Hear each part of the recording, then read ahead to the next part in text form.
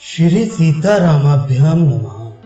तुलसीदास जी कहते हैं, नाम ही के प्रसाद से शिव जी अविनाशी हैं और अमंगल वेश वाले होने पर भी मंगल की राशि हैं। सुखदेव जी और सनक आदि सिद्ध मुनि योगीगण नाम ही के प्रसाद से ब्रह्मानंद को भोगते हैं। नारद जी ने नाम के प्रताप को जाना है। हरि सारे संसार को प्यारे हैं, हरि को हर प्यारे हैं। और आप श्री नारद जी हरि और हर दोनों को प्रिय हैं। नाम के जपने से प्रभु ने कृपा की, जिससे प्रहलाद भक्त शिरोमणि हो गए। ध्रुव जी ने गिलानी से विमाता के वचनों से दुखी होकर सकाम भाव से हरि नाम को जपा और उसके प्रताप से अचल अनुपम स्थान ध्रुव लोक प्राप्त किया। हनुमान जी ने पवित्र नाम का स्मरण करके श्री राम जी को अपने वश में कर रखा है। नीच अजामिल गज और वैश्या भी श्री हरि के नाम के प्रभाव से मुक्त हो गए। मैं नाम की बड़ाई कहां तक करूं, राम भी नाम के गुणों को नहीं गा सकती। कलयुग में राम का नाम कल्प तरु और कल्याण का निवास है, जिसको स्मरण करने से भांग सा निकृष्ट तुलसीदास तुलसी के समान पवित्र हो गया। केवल कलयुग की ही बात नहीं है, चारों युगों में, तीनों कालों में और तीनों लोकों में नाम को जपकर जी शोक रहित हुए हैं। वेद पुराण और संतों का मत यही है कि समस्त पुण्यों का फल श्री राम जी में या राम नाम में प्रेम होना है। सतयुग में ध्यान से, त्रेता युग में यज्ञ से और द्वापर में पूजन से भगवान प्रसन्न होते हैं। परंतु कलयुग केवल पाप की जड़ और मलिन है।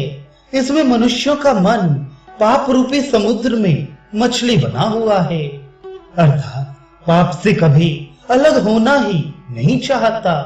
इससे ध्यान, यज्ञ और पूजन नहीं बन सकते। ऐसे कराल कलयुग के काल में तो नाम ही कल्प वृक्ष है, जो स्मरण करते ही संसार के सब जंजालों को नाश कर देने वाला है। कलयुग में ये राम नाम मनोवांछित फल देने वाला है।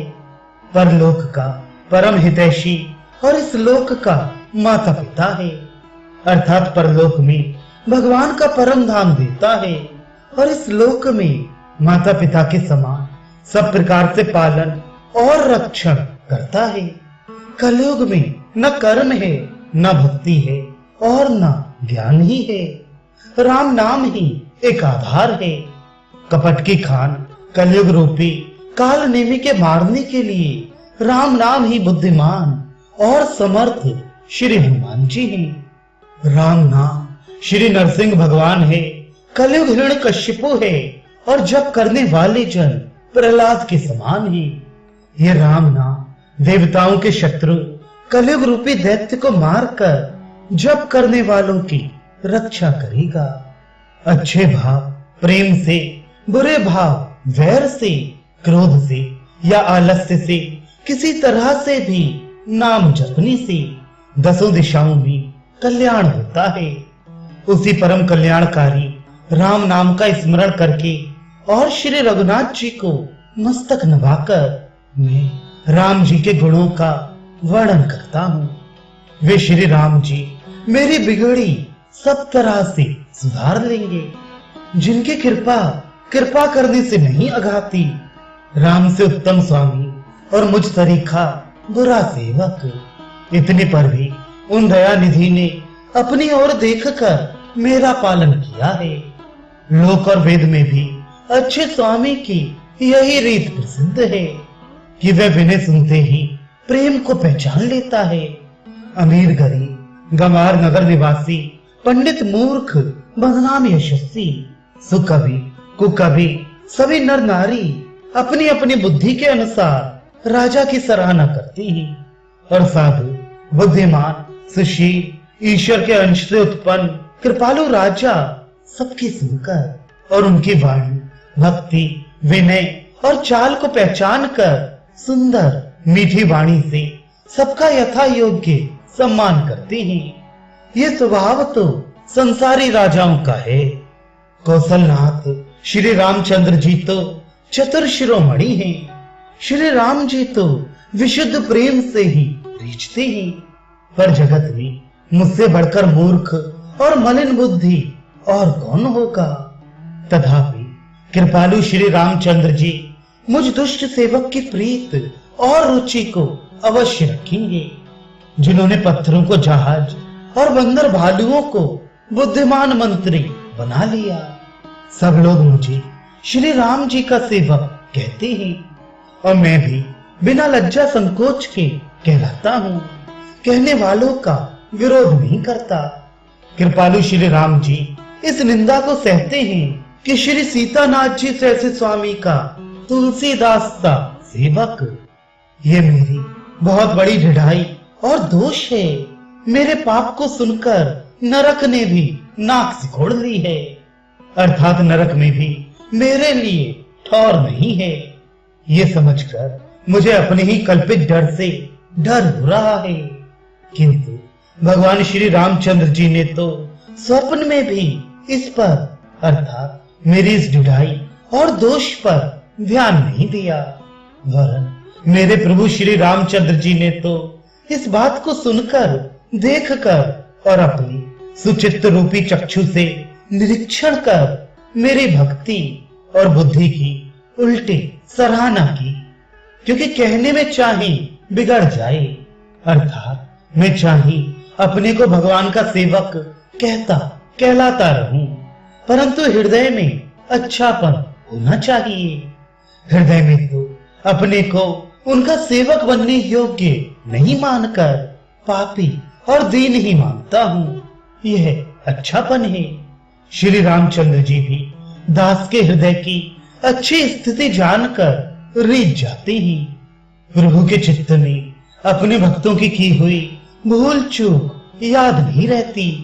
वे उसे भूल जाते हैं और उनके हृदय की अच्छाई को 100 बार याद करते रहते हैं। जिस पाप के कारण उन्होंने बाली को व्याध की तरह मारा था, वैसे ही कुचाल फिर सुग्रीव ने चली। वही करनी विभीषण की थी, परंतु श्री रामचंद्र जी ने स्वप्न में भी उसका मन में विचार नहीं किया। उल्टे भरत जी से मिलने के समय श्री रघुनाथ जी ने उनका सम्मान किया और राजसभा में भी उनके गुणों का बखान किया। प्रभु श्री रामचंद्र जी तो वृक्ष के नीचे और बंदर डाली पर, अर्थात कहाँ मर्यादा पुरुषोत्तम सच्चिदानंद घन परमात्मा श्री रामचंद्र जी और कहाँ पेड़ों की शाखाओं पर कूदने वाले बंदर। परंतु ऐसे बंदरों को भी उन्होंने अपने समान बना लिया। तुलसीदास जी कहती हैं कि श्री रामचंद्र जी सरीखे शील निधान स्वामी कहीं भी नहीं है। हे श्री राम जी, आपकी अच्छाई से सभी का भला है, अर्थात आपका कल्याणमय स्वभाव सभी का कल्याण करने वाला है। यदि यह बात सच है तो तुलसीदास का भी सदा कल्याण ही होगा। इस प्रकार अपने गुण दोषों को कहकर और सबको फिर सिर नवाकर मैं श्री रघुनाथ जी का निर्मल यश वर्णन करता हूँ, जिसके सुनने से कलयुग के पाप नष्ट हो जाते हैं। मुनि याज्ञवल्क्य जी ने जो सुहावनी कथा मुनि श्रेष्ठ भरद्वाज जी को सुनाई थी, उसी संवाद को मैं बखान कर कहूंगा। सब सज्जन सुख का अनुभव करते हुए उसे सुनी। शिव जी ने पहले इस सुहावनी चरित्र को रचा, फिर कृपा करके पार्वती जी को सुनाया। वही चरित्र शिव जी ने काकभूषुंडी जी को राम भक्त और अधिकारी पहचान कर दिया। काकभूषुंडी जी ने फिर याज्ञवल्क्य जी को दिया और उन्होंने फिर उसे भरद्वाज जी को गाकर सुनाया। वे दोनों वक्ता और श्रोता याज्ञवल्क्य और भरद्वाज समानशील वाले और समदर्शी हैं और श्री हरि की लीला को जानते हैं। वे अपने ज्ञान से तीनों कालों की बातों को हथेली पर रखे हुए आंवले के समान प्रत्यक्ष जानते हैं और भी जो सुजान भगवान की लीलाओं का रहस्य जानने वाले हरि भक्त हैं, वे इस चरित्र को नाना प्रकार से कहते, सुनते और समझते हैं। फिर वही कथा मैंने वराह क्षेत्र में अपने गुरुजी से सुनी, परंतु उस समय मैं लड़कपन के कारण बहुत बेसमझ था, इससे उसको अच्छी तरह समझा नहीं। श्री राम जी की गुण कथा के वक्ता और श्रोता दोनों ज्ञान के खजाने पूरे ज्ञानी होते हैं। मैं कलयुग के पापों से ग्रसा हुआ महामोह जड़ जीव भला उसको कैसे समझ सकता था। तो भी गुरु जी ने जब बार बार कथा कही तब बुद्धि के अनुसार कुछ समझ में आई, वही अब मेरे द्वारा भाषा में रची जाएगी, जिससे मेरे मन को संतोष हो। जैसा कुछ मुझ में बुद्धि और विवेक का बल है, मैं हृदय में हरि की प्रेरणा से उसी के अनुसार कहूंगा। मैं अपने संदेह अज्ञान और भ्रम को हरने वाली कथा रचता हूँ, जो संसार रूपी नदी को पार करने के लिए नाव है। राम कथा पंडितों को विश्राम देने वाली, सब मनुष्यों को प्रसन्न करने वाली और कलयुग के पापों का नाश करने वाली है। राम कथा कलयुग रूपी सांप के लिए मोरनी है और विवेक रूपी अग्नि के प्रकट करने के लिए मंथन की जाने वाली लकड़ी अरणी है। अर्थात इस कथा से ज्ञान की प्राप्ति होती है। राम कथा कलयुग में सब मनोरथों को पूर्ण करने वाली कामधेनु गौ है और सज्जनों के लिए सुंदर संजीवनी जड़ी है। पृथ्वी पर यही अमृत की नदी है, जन्म मरण रूपी भय का नाश करने वाली और भ्रम रूपी मेढकों को खाने के लिए सर्पणी है। ये राम कथा असुरों की सेना के समान नरकों का नाश करने वाली और साधु रूप देवताओं के कुल का हित करने वाली दुर्गा है। ये संत समाज रूपी क्षीर समुद्र के लिए लक्ष्मी जी के समान है और संपूर्ण विश्व का भार उठाने में अचल पृथ्वी के समान है। यमदूतों के मुख पर कालिख लगाने के लिए ये जगत में यमुना जी के समान है और जीवों को मुक्ति देने के लिए मानो काशी ही है। ये श्री राम जी को पवित्र तुलसी के समान प्रिय है और तुलसीदास के लिए तुलसी तुलसीदास जी की माता के समान हृदय से हित करने वाली है। ये राम कथा शिव जी को नर्मदा जी के समान प्यारी है। ये सब सिद्धियों की तथा सुख संपत्ति की राशि है। सद्गुण रूपी देवताओं के उत्पन्न और पालन पोषण करने के लिए माता अदिति के समान है। श्री रघुनाथ जी की भक्ति और प्रेम की परम सीमा सी है। तुलसीदास जी कहते हैं कि राम कथा मंदाकिनी नदी है, सुंदर निर्मल चित्त चित्रकूट है और सुंदर स्नेह ही वन है, जिसमें श्री सीता राम जी विहार करते हैं। श्री रामचंद्र जी का चरित्र सुंदर चिंतामणि है और संतों की सुबुद्धि रूपी स्त्री का सुंदर श्रृंगार है। श्री रामचंद्र जी के गुण समूह जगत का कल्याण करने वाले और मुक्ति धन धर्म और परम धाम के देने वाले ही ज्ञान वैराग्य और योग के लिए सद्गुरु हैं और संसार रूपी भयंकर रोग का नाश करने के लिए देवताओं के वैद्य अश्विनी कुमार के समान है। ये श्री सीता राम जी के प्रेम के उत्पन्न करने के लिए माता पिता हैं और संपूर्ण व्रत धर्म और नियमों के बीज हैं। पाप संताप और शोक का नाश करने वाले तथा इस लोक और परलोक के प्रिय पालन करने वाले ही ज्ञान रूपी राजा के शूरवीर मंत्री और लोभ रूपी अपार समुद्र के सोखने के लिए अगस्त्य मुनि ही भक्तों के मन रूपी वन में बसने वाले काम क्रोध और कलयुग के पाप रूपी हाथियों के मारने के लिए सिंह के बच्चे ही शिव जी के पूज्य और प्रियतम अतिथि हैं और दरिद्रता रूपी दावा नल के बुझाने के लिए कामना पूर्ण करने वाले वेद हैं। विषय रूपी सांप का जहर उतारने के लिए मंत्र और महामणि हैं। ये ललाट पर लिखे हुए कठिनता से मिटने वाले बुरे लेखों को मिटा देने वाले हैं। अज्ञान रूपी अंधकार के हरण करने के लिए सूर्य किरणों के समान और सेवक रूपी धान के पालन करने में मेघ के समान है। मनोवांछित वस्तु देने में श्रेष्ठ कल्प वृक्ष के समान है और सेवा करने में हरिहर के समान सुलभ और सुख देने वाले हैं। सुकवि रूपी शरद ऋतु के मन रूपी आकाश को सुशोभित करने के लिए तारागण के समान और श्री राम जी के भक्तों के तो जीवन धन ही है। संपूर्ण पुण्यों के फल महान भोगों के समान है। जगत का छल रहित यथार्थ हित करने में साधु संतों के समान है। सेवकों के मन रूपी मान सरोवर के लिए हंस के समान और पवित्र करने में गंगा जी की तरंग मालाओं के समान है।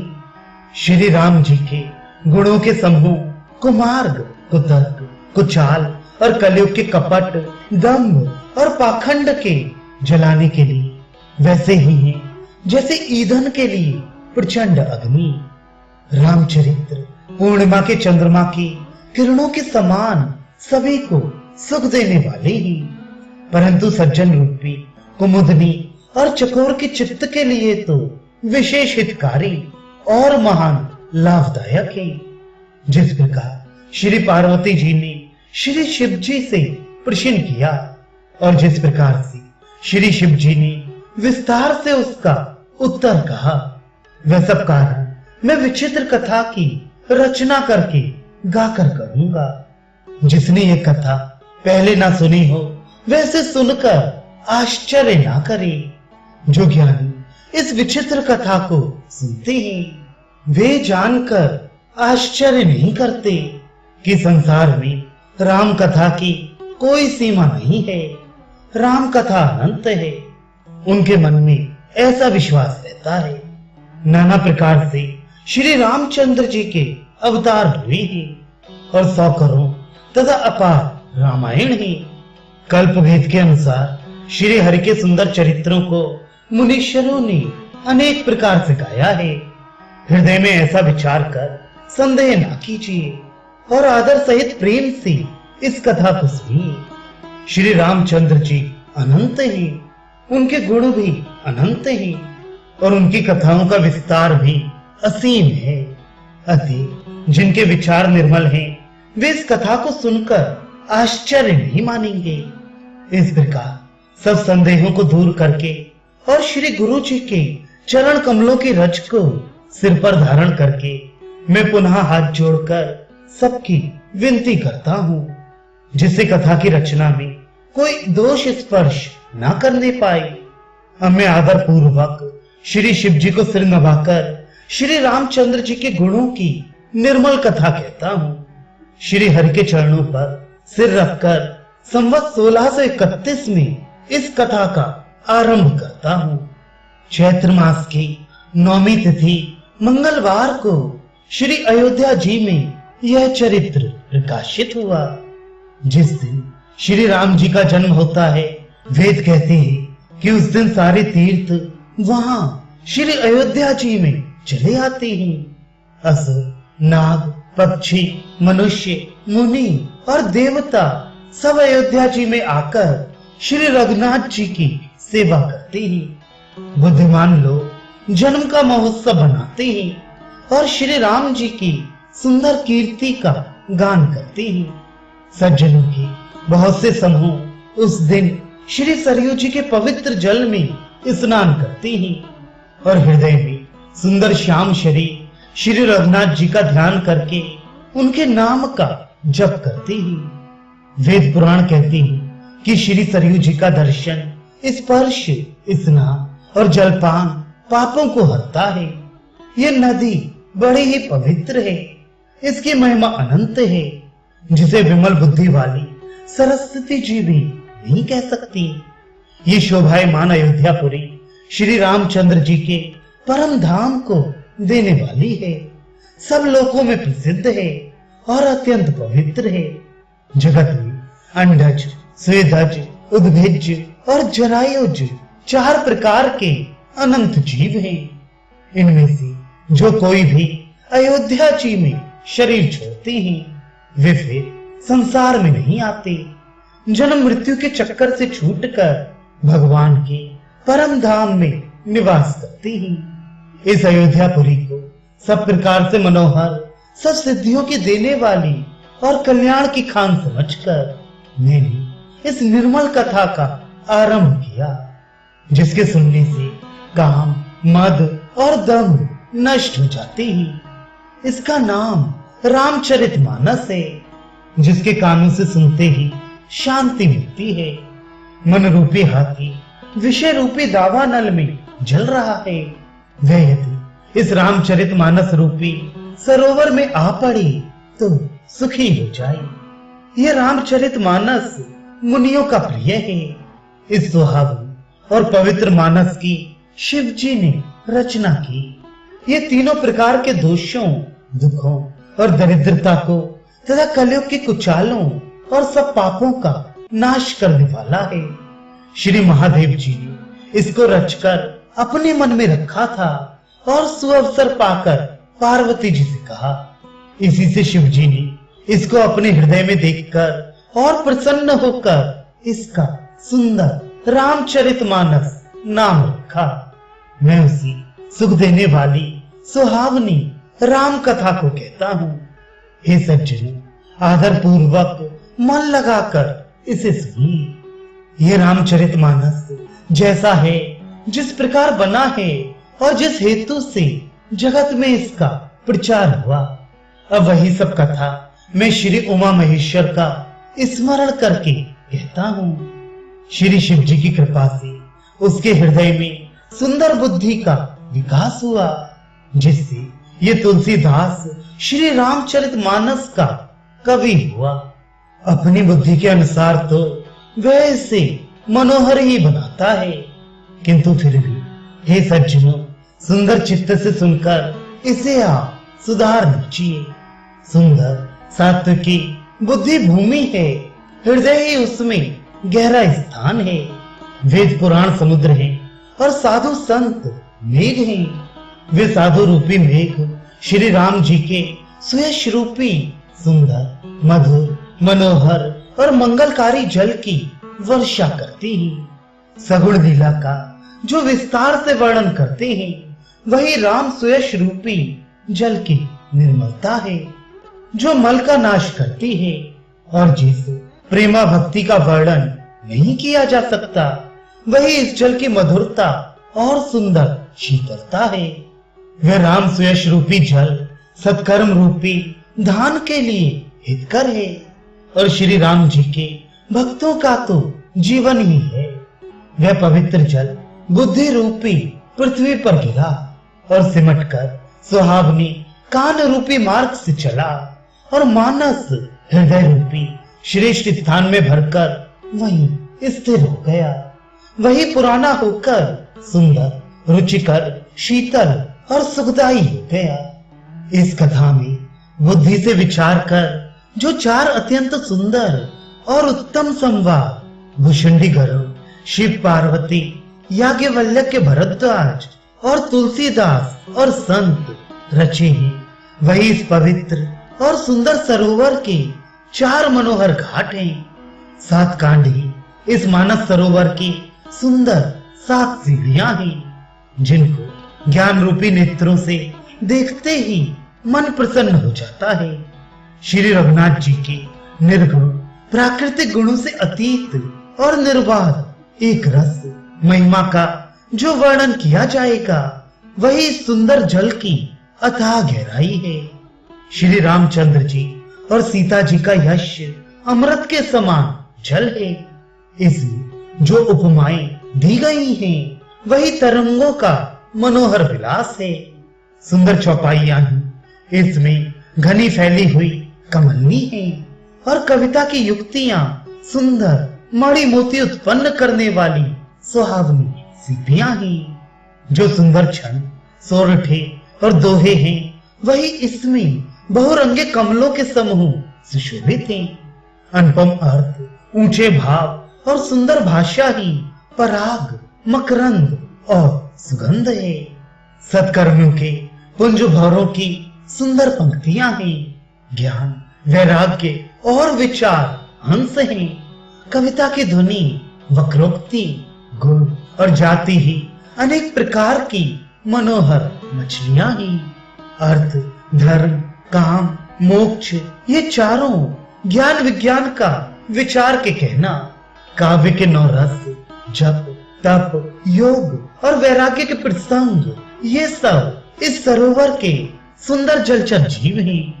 सुकृति, पुण्यात्मा जनों के, साधुओं के और श्री राम नाम के गुणों का गान ही विचित्र जल पक्षियों के समान है। संतों की सभा ही इस सरोवर के चारों ओर की अमराई अर्थात आम की बगीचियां ही, और श्रद्धा वसंत ऋतु के समान कही गई है। नाना प्रकार से भक्ति का निरूपण और क्षमा, दया तथा दम, इंद्रिय निग्रह लताओं के मंडप हैं। मन का निग्रह यम अर्थात अहिंसा, सत्य, अस्तेय, ब्रह्मचर्य और अपरिग्रह नियम अर्थात शौच, संतोष, तप, स्वाध्याय और ईश्वर प्रणिधान ही उनके सूर्य हैं। ज्ञान फल है और श्री हरि के चरणों में प्रेम ही इस ज्ञान रूपी फल का रस है, ऐसा वेदों ने कहा है। इस रामचरितमानस में और भी जो अनेक प्रसंगों की कथाएं हैं, वे ही इसमें तोते, कोयल आदि रंग बिरंगे पक्षी हैं। कथा में जो रोमांच होता है वही वाटिका, बाग और वन है, और जो सुख होता है वही सुंदर पक्षियों का विहार है। निर्मल मन ही माली है, जो प्रेम रूपी जल से सुंदर नेत्रों द्वारा उनको सींचता है। जो लोग इस चरित्र को सावधानी से गाते हैं, वे ही इस तालाब के चतुर रखवाले हैं, और जो स्त्री पुरुष सदा आदर पूर्वक इसे सुनते हैं, वे ही इस सुंदर मानस के अधिकारी उत्तम देवता हैं। जो अति दुष्ट और विषयी हैं, वे अभागे बगुले और कौवे हैं, जो इस सरोवर के समीप नहीं जाते, क्योंकि यहाँ इस मानस सरोवर में घोंगे, मेढक और सेवार के समान विषय रस की नाना कथाएं नहीं हैं। इस कारण बेचारे कौवे और बगुले रूपे विषयी लोग यहाँ आते हुए हृदय में हार मान जाते हैं, क्योंकि इस सरोवर तक आने में कठिनाइयां बहुत हैं। श्री राम जी की कृपा बिना यहाँ तक नहीं आया जाता। घोर कुसंग ही भयानक बुरा रास्ता है। उन कुसंगियों के वचन ही बाघ, सिंह और सांप हैं। घर के कामकाज और गृहस्थी के भांति भांति के जंजाल ही अत्यंत दुर्गम बड़े बड़े पहाड़ ही। मोह, मद और मान ही बहुत से बीहड़ वन है, और नाना प्रकार के कुतर्क ही भयानक नदियां हैं, जिनके पास श्रद्धा रूपी राह खर्च नहीं है और संतों का साथ नहीं है, और जिनको श्री रघुनाथ जी प्रिय नहीं है, उनके लिए यह मानस अत्यंत ही अधम है। अर्थात श्रद्धा, सत्संग और भगवत प्रेम के बिना कोई इसको नहीं पा सकता। यदि कोई मनुष्य कष्ट उठाकर वहां तक पहुंच भी जाए, तो वहां जाते ही उसे नींद रूपी जोड़ी आ जाती है। हृदय में मूर्खता रूपी बड़ा कड़ा जाड़ा लगने लगता है, जिससे वहां जाकर भी वह अभागा स्नान नहीं कर पाता। उससे उस सरोवर में स्नान और उसका जलपान तो किया नहीं जाता, वह अभिमान सहित लौट आता है। फिर यदि कोई उससे वहां का हाल पूछने आता है, तो वह अपने अभाग्य की बात ना कहकर सरोवर की निंदा करके उसे समझाता है। ये सारे विघ्न उसको नहीं व्यापते, जिसे श्री रामचंद्र जी सुंदर कृपा की दृष्टि से देखते हैं। वही आदर पूर्वक इस सरोवर में स्नान करता है और महान भयानक त्रिताप से, आध्यात्मिक, आदि दैविक, आदि भौतिक तापों से नहीं जलता। जिनके मन में श्री रामचंद्र जी के चरणों में सुंदर प्रेम है, वे इस सरोवर को कभी नहीं छोड़ते। हे भाई, जो इस सरोवर में स्नान करना चाहे वह मन लगाकर सत्संग करे। ऐसे मानस सरोवर को हृदय के नेत्रों से देखकर और उसमें गोता लगाकर कवि की बुद्धि निर्मल हो गई, हृदय में आनंद और उत्साह भर गया और प्रेम तथा आनंद का प्रभाव उमड़ आया। उससे वे कविता रूपी सुंदर नदी बह निकली, जिसमें श्री राम जी का निर्मल यश रूपी जल भरा है। इस कविता रूपणी नदी का नाम सरयू है, जो संपूर्ण सुंदर मंगलों की जड़ है। लोकमत और वेद मत इसके दो सुंदर किनारे हैं। यह सुंदर मानस सरोवर की कन्या सरयू नदी बड़ी पवित्र है और कलयुग के छोटे बड़े पाप रूपी तिनकों और वृक्षों को जड़ से उखाड़ फेंकने वाली है। तीनों प्रकार के श्रोताओं का समाज ही इस नदी के दोनों किनारों पर बसे हुए पूर्वी गांव और नगर हैं और संतों की सभा ही सब सुंदर मंगलों की जड़ अनुपम अयोध्या जी है। सुंदर कीर्ति रूपी सुहावनी सरयू जी राम भक्ति रूपी गंगा जी में जामिनी। छोटे भाई लक्ष्मण सहित श्री राम जी के युद्ध का पवित्र यश रूपी सुहावना महानद सोन उसमें आ मिला। दोनों के बीच में भक्ति रूपी गंगा जी की धारा ज्ञान और वैराग्य के सहित शोभित हो रही है। ऐसी तीनों तापों को डराने वाली ये तेमहानी नदी राम स्वरूप रूपी समुद्र की ओर जा रही है। इस कीर्ति रूपी सरयू का मूल मानस श्री रामचरित है और ये राम भक्ति रूपी गंगा जी में मिली है।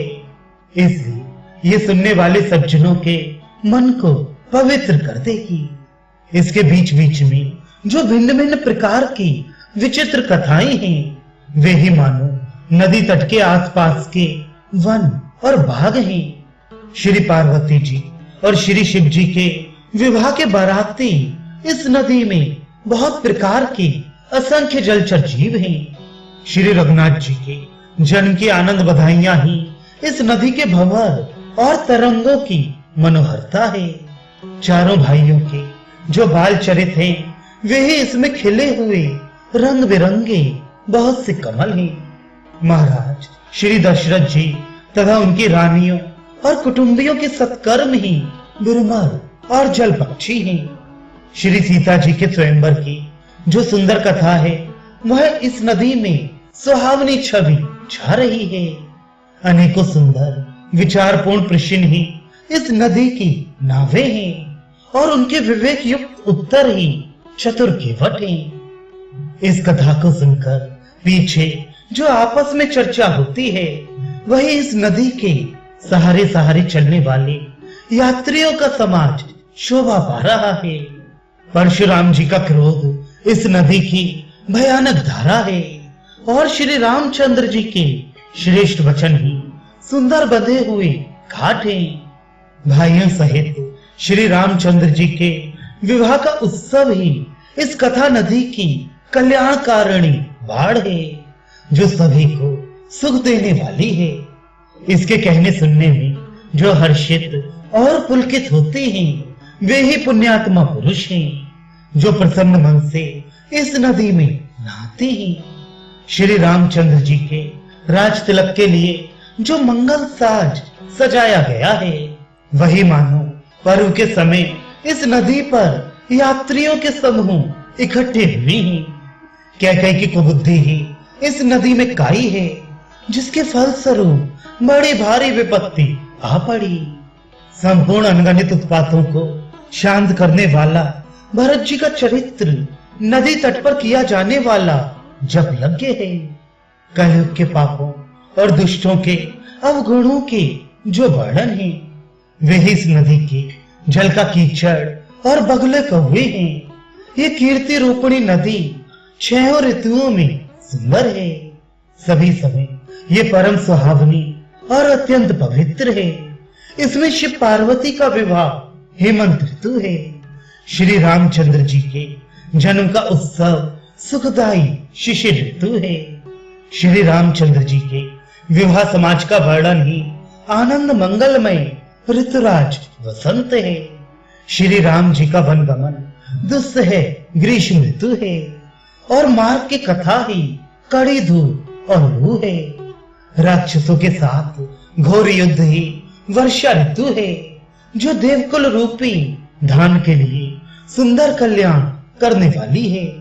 रामचंद्र जी के राज्यकाल का जो सुख विनम्रता और बड़ाई है, वही निर्मल सुख देने वाली सुहावनी शरद ऋतु है। सती शिरोमणि श्री सीता जी के गुणों की जो कथा है, वही इस जल का निर्मल और अनुपम गुण है।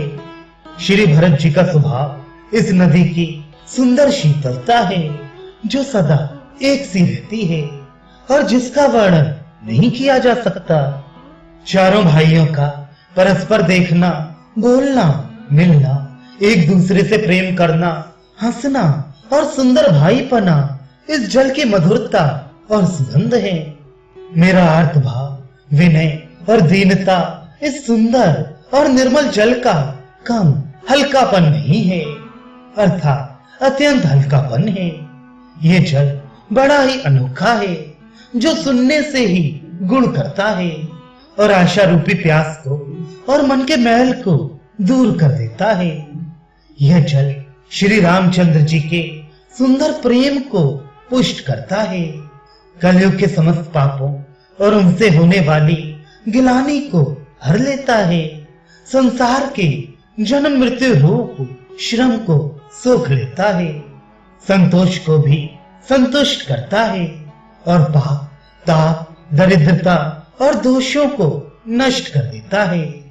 ये जल काम, क्रोध, मद और मोह का नाश करने वाला और निर्मल ज्ञान और वैराग्य का बढ़ाने वाला है। इसमें आदर पूर्वक स्नान करने से और इसे पीने से हृदय में रहने वाले सब पाप ताप मिट जाते हैं। जिन्होंने इस राम स्वयं रूपी जल से अपने हृदय को नहीं धोया, वे कायर कल काल के द्वारा ठगे गए। जैसे प्यासा हिरण सूर्य की किरणों के रेत पर पड़ने से उत्पन्न हुए जल के भ्रम को वास्तविक जल समझकर पीने को दौड़ता है और जल ना पाकर दुखी होता है, वैसे ही वे कलयुग से ठगे हुए जीव भी विषयों के पीछे भटक कर दुखी होंगे। अपनी बुद्धि के अनुसार इस सुंदर जल के गुणों को विचार कर उसमें अपने मन को स्नान कराकर और श्री भवानी शंकर को स्मरण करके कवि तुलसीदास सुंदर कथा कहता है। मैं अब श्री रघुनाथ जी के चरण कमलों को हृदय में धारण कर और उनका प्रसाद पाकर दोनों श्रेष्ठ मुनियों के मिलन का सुंदर संवाद वर्णन करता हूँ। भरद्वाज मुनि प्रयाग में बसते हैं। उनका श्री राम जी के चरणों में अत्यंत प्रेम है। वे तपस्वी, निगृहित चित्त, जितेंद्रिय, दया के निधान और परमार्थ के मार्ग में बड़े ही चतुर हैं। माघ में जब सूर्य मकर राशि पर जाते हैं, तब सब लोग तीर्थराज प्रयाग को आते हैं। देवता, दैत्य, किन्नर और मनुष्यों के समूह सब आदर पूर्वक त्रिवेणी में स्नान करते हैं। श्री वेणी माधव जी के चरण कमलों को पूजते हैं और अक्षय वट का स्पर्श कर उनके शरीर पुलकित होते हैं। भरद्वाज जी का आश्रम बहुत ही पवित्र, परम रमणीय और श्रेष्ठ मुनियों के मन को भाने वाला है। तीर्थराज प्रयाग में जो स्नान करने जाते हैं, उन ऋषि मुनियों का समाज वहां भरद्वाज के आश्रम में जुटता है। प्रातः काल सब उत्साह पूर्वक स्नान करते हैं और फिर परस्पर भगवान के गुणों की कथाएं कहते हैं। ब्रह्म का निरूपण, धर्म का विधान और तत्वों के विभाग का वर्णन करते हैं तथा ज्ञान वैराग्य से युक्त भगवान की भक्ति का कथन करते हैं। इसी प्रकार माघ के महीने भर स्नान करते हैं और फिर सब अपने अपने आश्रमों को चले जाते हैं। हर साल वहां इसी तरह बड़ा आनंद होता है। मकर में स्नान करके मुनिगण चले जाते हैं। एक बार पूरे मकर भर स्नान करके सब मुनीश्वर अपने अपने आश्रमों को लौट गए। परम ज्ञानी याज्ञवल्क्य मुनि को चरण पकड़कर भरद्वाज जी ने रोक लिया। आदर पूर्वक उनके चरण कमल धोए और बड़े ही पवित्र आसन पर उन्हें बिठाया। पूजा करके मुनि याज्ञवल्क्य जी के सुयश का वर्णन किया और फिर अत्यंत पवित्र और कोमल वाणी से बोले, हे नाथ, मेरे मन में एक बड़ा संदेह है। वेदों का तत्व सब आपकी मुट्ठी में है, अर्थात आप ही वेद का तत्व जानने वाले होने के कारण मेरा संदेह निवारण कर सकते हैं। पर उस संदेह को कहते हुए मुझे भय और लाज आती है। भय इसलिए कि कहीं आप ये ना समझें कि मेरी परीक्षा ले रहा है। लाज इसलिए कि इतनी आयु बीत गई, अब तक ज्ञान ना हुआ, और यदि नहीं कहता तो बड़ी हानि होती है, क्योंकि अज्ञानी बना रहता हूं। हे प्रभु, संत लोग ऐसी नीति कहते हैं और वेद पुराण तथा मुनि जन भी यही बतलाते हैं कि गुरु के साथ छिपाव करने से हृदय में निर्मल ज्ञान नहीं होता। यही सोचकर मैं अपना अज्ञान प्रकट करता हूँ। हे नाथ, सेवक पर कृपा करके इस अज्ञान का नाश कीजिए। संतों, पुराणों और उपनिषदों ने राम नाम के असीम प्रभाव का गान किया है। कल्याण स्वरूप ज्ञान और गुणों की राशि अविनाशी भगवान शंभु निरंतर राम नाम का जप करते रहते हैं। संसार में 4 जाति के जीव हैं। काशी में मरने से सभी परम पद को प्राप्त करते हैं। हे मुनिराज, वह भी राम नाम की ही महिमा है, क्योंकि शिव जी दया करके काशी में मरने वाले जीव को राम नाम का ही उपदेश करते हैं। इसी से उनको परम पद मिलता है। हे प्रभु, मैं आपसे पूछता हूँ कि वे राम कौन हैं? हे कृपा निधान, मुझे समझा कर कहिए। एक राम तो अवध नरेश दशरथ जी के कुमार हैं। उनका चरित्र सारा संसार जानता है। उन्होंने स्त्री के विरह में अपार दुख उठाया और क्रोध आने पर युद्ध में रावण को मार डाला। हे प्रभु, वही राम है या और कोई दूसरे हैं जिनको शिव जी जपते हैं? आप सत्य के धाम हैं और सब कुछ जानते हैं। ज्ञान विचार कर कहिए। हे नाथ, जिस प्रकार से मेरा ये भारी भ्रम मिट जाए, आप वही कथा विस्तार पूर्वक कहिए। इस पर याज्ञवल्क्य जी मुस्कुराकर बोले, श्री रघुनाथ जी की प्रभुता को तुम जानते हो। तुम मन, वचन और कर्म से श्री राम जी के भक्त हो। तुम्हारी चतुराई को मैं जान गया। तुम श्री राम जी के रहस्यमय गुणों को सुनना चाहते हो, इसी से तुमने ऐसा प्रश्न किया है। मानो बड़े ही मूढ़ हो। हे तात, तुम आदर पूर्वक मन लगाकर सुनो। मैं श्री राम जी की सुंदर कथा कहता हूँ। बड़ा भारी अज्ञान विशाल महिषासुर है और श्री राम जी की कथा उसे नष्ट कर देने वाली भयंकर काली जी हैं। श्री राम जी की कथा चंद्रमा की किरणों के समान है, जिसे संत रूपी चकोर सदा पान करती ही। ऐसा ही संदेह पार्वती जी ने किया था। तब महादेव जी ने विस्तार से उसका उत्तर दिया था। अब मैं अपनी बुद्धि के अनुसार वही उमा और शिव जी का संवाद कहता हूँ। वह जिस समय और जिस हेतु से हुआ, उसे हे मुनि तुम सुनो, तुम्हारा विषाद मिट जाएगा। एक बार त्रेता युग में शिव जी अगस्त ऋषि के पास गए। उनके साथ जगत जननी भवानी सती जी भी थी। ऋषि ने संपूर्ण जगत की ईश्वर जानकर उनका पूजन किया। मुनिवर अगस्त जी ने राम कथा विस्तार से कही, जिसको महेश्वर ने परम सुख मानकर सुना। फिर ऋषि ने शिव जी से सुंदर हरि भक्ति पूछी और शिव जी ने उनको अधिकारी पाकर रहस्य सहित भक्ति का निरूपण किया।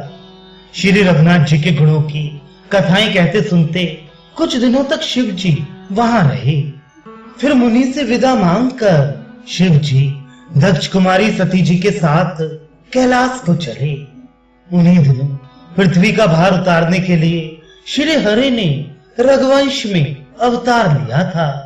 वे अविनाशी भगवान उस समय पिता के वचन से राज्य का त्याग करके तपस्वी साधु वेश में दंडक वन में विचर रहे थे। शिव जी हृदय में विचारते जा रहे थे कि भगवान के दर्शन मुझे किस प्रकार हों। प्रभु ने गुप्त रूप से अवतार लिया है, मेरे जाने से सब लोग जान जाएंगे।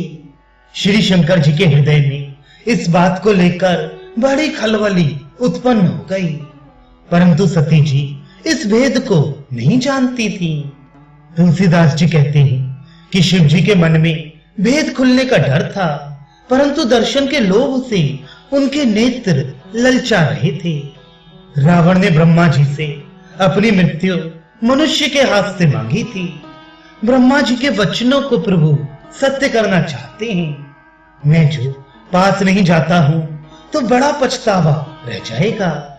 इस प्रकार शिव जी विचार करते थे, परंतु कोई भी युक्ति ठीक नहीं बैठती थी। इस प्रकार महादेव जी चिंता के वश हो गए। उसी समय नीच रावण ने जाकर मारीच को साथ लिया और वह मारीच तुरंत कपट मृग बन गया।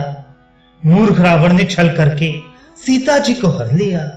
उसे श्री रामचंद्र जी के वास्तविक प्रभाव का कुछ भी पता न था। मृग को मारकर भाई लक्ष्मण सहित श्री हरि आश्रम में आए और उसे खाली देखकर, अर्थात वहां सीता जी को ना पाकर उनके नेत्रों में आंसू भर आए। श्री रघुनाथ जी मनुष्यों की भांति विरह से व्याकुल हैं और दोनों भाई वन में सीता को खोजते हुए फिर रहे हैं, जिनके कभी कोई संयोग वियोग नहीं है। उनमें प्रत्यक्ष विरह का दुख देखा गया। श्री रघुनाथ जी का चरित्र बड़ा ही विचित्र है। उसको पहुंचे हुए ज्ञानी जन ही जानते हैं। जो मंद बुद्धि हैं वे तो विशेष रूप से मोह के वश होकर हृदय में कुछ दूसरी ही बात समझ बैठते हैं। श्री शिव जी उस अवसर पर श्री राम जी को देखा और उनके हृदय में बहुत भारी आनंद उत्पन्न हुआ। उन शोभा के समुद्र श्री रामचंद्र जी को शिव जी ने नेत्र भरकर देखा, परंतु अवसर ठीक ना जानकर परिचय नहीं किया। जगत के पवित्र करने वाले सच्चिदानंद की जय हो। इस प्रकार कहकर कामदेव का नाश करने वाले श्री शिव जी चल पड़े। कृपा निधान शिव जी बार बार आनंद से पुलकित होते हुए सती जी के साथ चले जा रहे थे। सती जी ने शंकर जी की वह दशा देखी तो उनके मन में बड़ा संदेह उत्पन्न हो गया। वे मन ही मन कहने लगी कि शंकर जी की सारा जगत वंदना करता है। वे जगत के ईश्वर हैं। देवता मनुष्य मुनि सब उनके प्रति सिर नवाते हैं। उन्होंने एक राजपुत्र को सच्चिदानंद परम धाम कहकर प्रणाम किया और उसकी शोभा देखकर वे इतने प्रेम मग्न हो गए कि अब तक उनके हृदय में प्रीति रोकने से भी नहीं रुकती। जो ब्रह्म सर्वव्यापक माया रहित अजन्मा अगोचर इच्छा रहित और भेद रहित है और जिसे वेद भी नहीं जानते, क्या वह देह धारण करके मनुष्य हो सकता है? देवताओं के हित के लिए मनुष्य शरीर धारण करने वाले जो विष्णु भगवान हैं, वे भी शिव जी की ही भांति सर्वज्ञ हैं। वे ज्ञान के भंडार लक्ष्मीपति और असुरों के शत्रु भगवान विष्णु क्या अज्ञानी की तरह स्त्री को खोजेंगे? फिर शिव जी के वचन भी झूठे नहीं हो सकते। सब कोई जानते हैं कि शिव जी सर्वज्ञ हैं। सती के मन में इस प्रकार का अपार संदेह उठ खड़ा हुआ। किसी तरह भी उनके हृदय में ज्ञान का प्रादुर्भाव नहीं होता था। यद्यपि भवानी जी ने प्रकट कुछ नहीं कहा, पर अंतर्यामी शिव जी सब जान गए। वे बोले, हे सती सुनो, तुम्हारा स्त्री स्वभाव है, ऐसा संदेह मन में कभी न रखना चाहिए। जिनकी कथा का अगस्त्य ऋषि ने गान किया और जिनकी भक्ति मैंने मुनि को सुनाई, ये वही मेरे इष्ट देव श्री रघुवीर जी हैं, जिनकी सेवा ज्ञानी मुनि सदा किया करते हैं। ज्ञानी मुनि, योगी और सिद्ध निरंतर निर्मल चित्त से जिनका ध्यान करते हैं तथा वे पुराण और शास्त्र नेति नेति कहकर जिनकी कीर्ति गाते हैं, उन्हीं सर्वव्यापक समस्त ब्रह्मांडों के स्वामी मायापति नित्य परम स्वतंत्र ब्रह्म रूप भगवान श्री राम जी ने अपने भक्तों के हित के लिए अपनी इच्छा से रघुकुल के मणि रूप में अवतार लिया है। यद्यपि शिव जी ने बहुत समझाया, फिर भी सती जी के हृदय में उनका उपदेश नहीं बैठा। तब महादेव जी मन में भगवान की माया का बल जानकर मुस्कुराते हुए बोले, जो तुम्हारे मन में बहुत संदेह है तो तुम जाकर परीक्षा क्यों नहीं कर लेती? जब तक तुम मेरे पास लौट आओगी तब तक तो मैं इसी बड़ की छांव में बैठा हूं। जिस प्रकार तुम्हारा ये अज्ञान जनित भारी भ्रम दूर हो, भली भांति विवेक के द्वारा सोच समझकर तुम वही करना। शिव जी की आज्ञा पाकर सती चली और मन में सोचने लगी कि भाई क्या करूं, कैसे परीक्षा लूं। इधर शिव जी ने मन में ऐसा अनुमान किया कि दक्ष कन्या सती का कल्याण नहीं है। जब मेरे समझाने से भी संदेह दूर नहीं होता तब मालूम होता है विधाता ही उल्टे हैं, अब सती का कुशल नहीं है। जो कुछ राम ने रच रखा है वही होगा, तर्क करके कौन विस्तार बढ़ाए।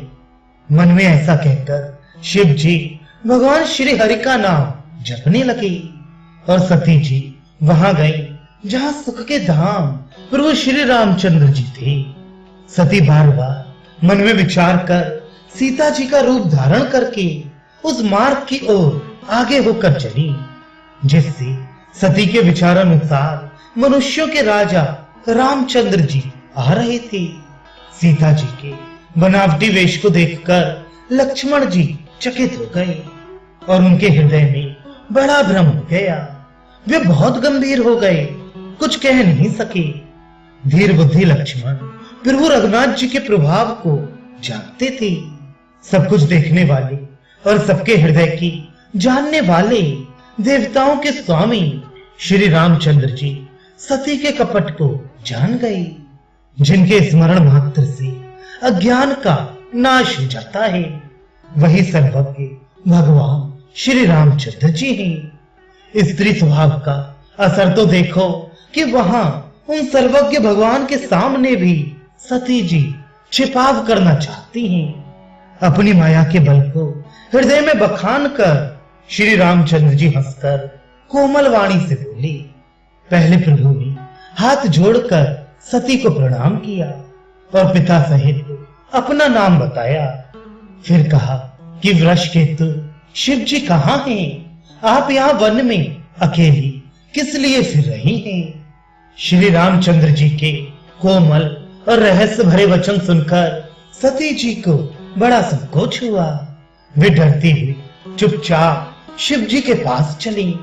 उनके हृदय में बड़ी चिंता हो गई कि मैंने शंकर जी का कहना ना माना और अपने अज्ञान का श्री रामचंद्र जी पर आरोप किया।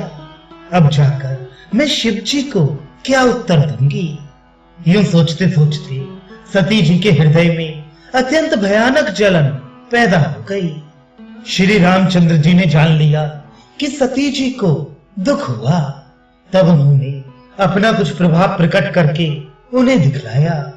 सती जी ने मार्ग में जाते हुए यह कौतुक देखा कि श्री रामचंद्र जी सीता जी और लक्ष्मण जी सहित आगे चले जा रहे हैं। इस अवसर पर सीता जी को इसलिए दिखाया कि सती जी श्री राम के सच्चिदानंदमय रूप को देखें, वियोग और दुख की कल्पना जो उन्हें हुई थी वह दूर हो जाए तथा वे प्रकृतिस्थ हों। तब उन्होंने पीछे की ओर फिरकर देखा तो वहां भी भाई लक्ष्मण जी और सीता जी के साथ श्री रामचंद्र जी सुंदर वेश में दिखाई दिए। वे जिधर देखती हैं उधर ही प्रभु श्री रामचंद्र जी विराजमान हैं और सुचतुर सिद्ध मुनीश्वर उनकी सेवा कर रहे हैं। सती जी ने अनेक शेर ब्रह्मा और विष्णु देखे जो एक से एक बढ़कर असीम प्रभाव वाले थे। उन्होंने देखा कि भांति भांति के वेश धारण किए सभी देवता श्री रामचंद्र जी की चरण वंदना और सेवा कर रहे हैं। उन्होंने अनगणित अनुपम सती ब्रह्माणी और लक्ष्मी देखी। जिस जिस रूप में ब्रह्मा आदि देवता थे उसी के अनुकूल रूप में उनकी ये सब शक्तियां भी थी। सती जी ने जहां तहां जितने रघुनाथ जी देखे शक्तियों सहित वहां उतने ही सारे देवताओं को भी देखा। संसार में जो चराचर जीव हैं वे भी अनेक प्रकार से सब देखे। उन्होंने देखा कि अनेकों वेश धारण करके देवता प्रभु श्री रामचंद्र जी की पूजा कर रहे हैं, परंतु श्री रामचंद्र जी का दूसरा रूप कहीं नहीं देखा। सीता सहित श्री रघुनाथ जी बहुत से देखे परंतु उनके भेष अनेक नहीं थे। सब जगह वही रघुनाथ जी, वही लक्ष्मण और वही सीता जी। सती ऐसा देखकर बहुत ही डर गई। उनका हृदय कांपने लगा और देह की सारी सुध-बुध जाती रही। वे आंखें मूंद कर मार्ग में बैठ गईं। फिर आंख खोलकर देखा तो वहां दक्ष कुमारी सती जी को कुछ भी ना दिख पड़ा। तब वे बार बार श्री रामचंद्र जी के चरणों में सिर नवाकर वहां चली जहां श्री शिव जी थे। जब पास पहुंची तब श्री शिव जी ने हंसकर कुशल प्रश्न करके कहा कि तुमने राम जी की किस प्रकार परीक्षा ली, सारी बात सच सच कहो। श्री रामचरितमानस मास परायण